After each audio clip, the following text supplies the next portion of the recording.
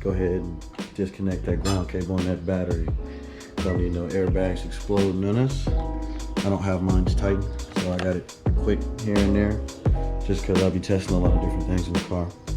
So let's go ahead. Yeah, man. So here we go. We got the stock wheel. Stock wheel's not really that bad. I don't have the cruise control options, but I mean, it's really ugly. It's alright. It's not bad. It's very sturdy. If you like, I don't know, probably want to track it. It's not a bad steering wheel, really. It's alright. It's not too bad. But I'm gonna go through and walk you kind of what you need. I got a 3/8 ratchet, extension, 10mm socket, and a little flathead piece to get in between on the sides to release the panels for it, and a 19mm socket for the steering column nut. So we're gonna get at it. So behind this panel, it's actually not a 10mm, it's a tamper-proof bolt. So you'll need a tamper-proof bit to get it out. So there we go. There's one tamper-proof out. And time to do the same to the other side. Let me see if I can get it to focus.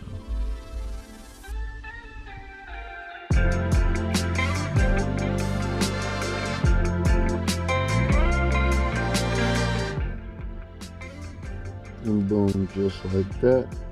That's the right side to the knee. So now we should be able to just pull this airbag out. You want to be careful. Even though I undid the battery, you know, still just want to be a little cautious just in case. It's got connectors that are going to be connected to it. Now right here, we've got two connector pumps on it. I got a little precision flathead screw that I'm gonna use to just pop them up real quick, and just pop them up and set them to the side. Pop that up.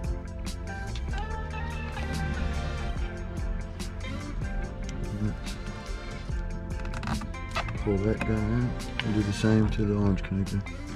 Right over there and just pop it up like that. And your airbag's removed. Voila. Next part here, you're gonna want to unclip this guy over here. So I got my precision flathead.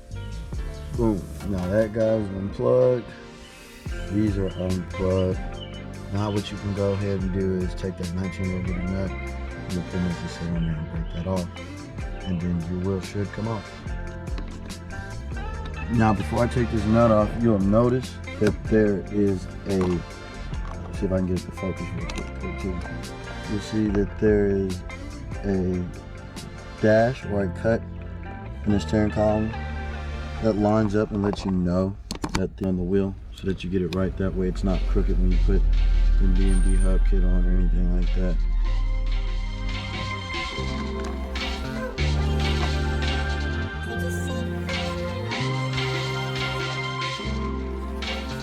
I know you think I'm going to sound crazy when I say this, but in order to get it off, once you get that nut off, just hit back and forth on the sides real good to break it loose, kind of just like this.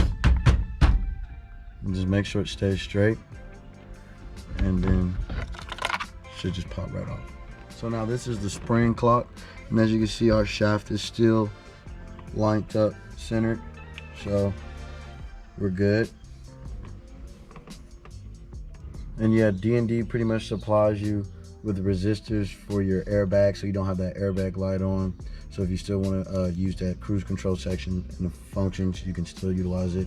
And it also comes with a harness clip that you can just plug in right here and still maintain the functionality of your horn. So all this is going to tuck in behind here, and then we're going to seat this on. You're going to want that D&D logo facing up with that line mark on that shaft. That'll let you know that's centered, so that everything should slide on pretty much. Pretty much you're just going to feed everything through right there, and you'll feel it pretty much kind of like snap on and be secured on there. Look, and I'll move it. Literally moves the whole steering shaft, and it's completely lined up. That tick mark right there is lined up with that D&D logo right in the middle with that N, and that's how you know you're still aligned pretty much. It'll be aligned with this hole right here, right there. That hole will be lined up with it. As you can see, they're both lined up. And you're just going to tuck these guys back off in here around there, and then you're going to put that nut back on.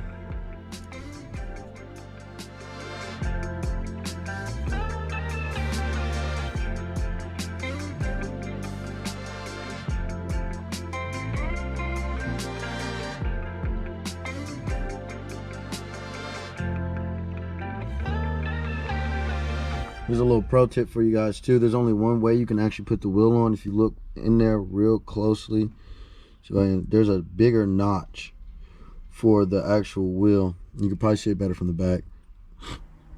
That's what she said. But boy, if you look real closely in there, it's the flat surface notch right there. You're gonna want to make sure that that end is pointing up, so that your steering wheel, when you put it on, it's already centered, so you won't have any alignment issues or anything like that. So pretty much making sure that's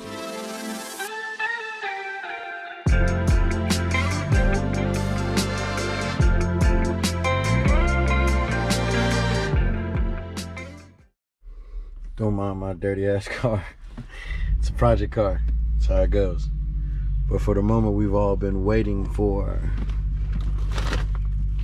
Ooh, maybe if I turn the box around and be more prepared next time, won't keep you guys waiting. Yeesh. But anyway, without further ado,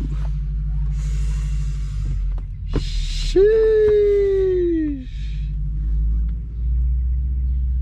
Yes, sir. This is about to look fire. Well, let me put it back in the box. Let's take a minute just to look at it real quick. The leather, the red stitching. It's just perfect, man, for a first wheel. It definitely is drop dead gorgeous. Like, sheesh, D&D did they thing on this one. Not even gonna lie. Sheesh, that carbon though. So this next part, we're pretty much going to install the D&D logo, which I actually have a different one in store for this, since I don't have a horn button, since I have the quick release, and maybe later on down the future I might change it from a quick release to something else.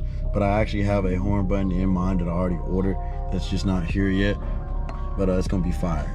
But pretty much this will go back behind here, behind the plate, and then D&D has supplied you with some concave like Allen heads that'll pretty much sink into the wheel, and they've already given you a nut behind to support it, and then as well as a Allen key that they supplied in the bag as well.